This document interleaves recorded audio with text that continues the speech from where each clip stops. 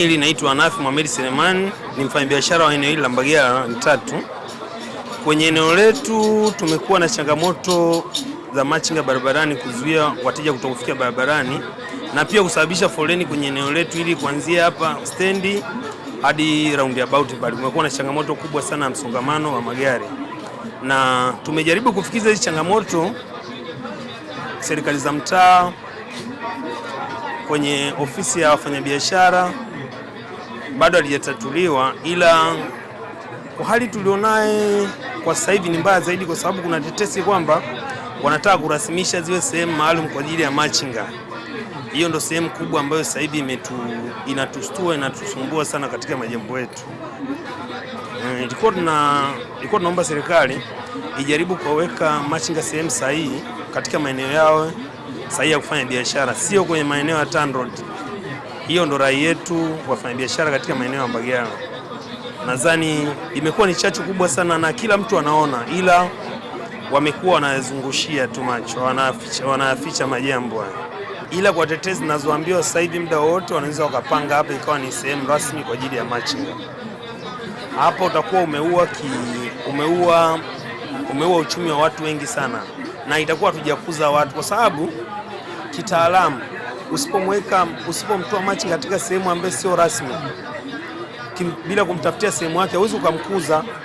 Kwa hiyo hata serikali najua changamoto, kwa sababu mtu usipomtoa hawezi akakua hata siku moja, hata kama ana hela nyingi hawezi akaingia katika maeneo rasmi. Kwa hiyo swala hili limekuwa ni changamoto kubwa sana, na hata ikitokea siku moja wanaweza wakatolewa wiki mbili wakarudi hapo. Sawa, wanatoa pesa wanarudi. Kwa hiyo imeshakuwa ni shida kwetu. Serikali ilisema kwamba serikali na wapanga wa machinga mbele ya maeneo ya njia zinazoingia katika maduka yetu, na katika maeneo hayo wanayoyapanga, na maana kwamba sisi tutakuwa hatuna njia za wateja kupita kuingia ndani ya maduka. Sasa sisi kero letu kubwa ni hilo ambalo tunapangiwa meza mbele ya machinga ambao hatuchangii kodi na hawalipi kodi yoyote. Sisi tuna mideni rukuki kuanzia benki mpaka malipo TRA mpaka kulipa service levy. Kwa hiyo tunaomba serikali tuangalie na sisi kama wafanyabiashara itusaidie katika hili. Na biashara zetu tunazouza sisi, wao wanauza bei ya chini zaidi kuliko sisi. Ukienda ukiangalia unachokiuza 12, yeye anauza 8,000 7,000.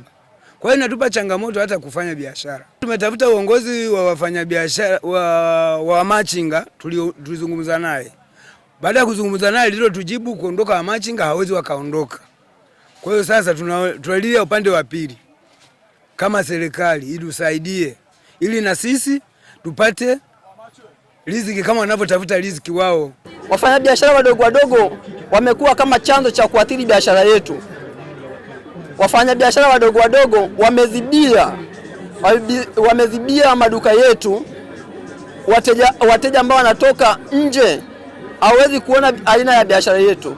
Wafanyabiashara wadogo hawalipi kodi, hawalipi TRA, hawalipi takataka. Sisi watu wa maduka ndo tunalipia kila kitu. Kwa hiyo tungependa kuomba serikali waweze kutusaidia kwenye maduka yetu sisi wafanyabiashara wakubwa, maana wale ni wadogo na hawalipi. Sisi ndo tunalipia tozo zote za serikali. Kwa hiyo tungeomba serikali waangalie namna gani ya kutusaidia sisi wafanyabiashara ambao tupo kwenye frame ambao tunalipia kodi. Kama haiwezekani sisi tuweze kufunga maduka yetu, kwa sababu hamna tunachokiingiza, tunabaki maduka yetu yanadorora, vitu vinapungua, hela nyingi tunawalipa wao.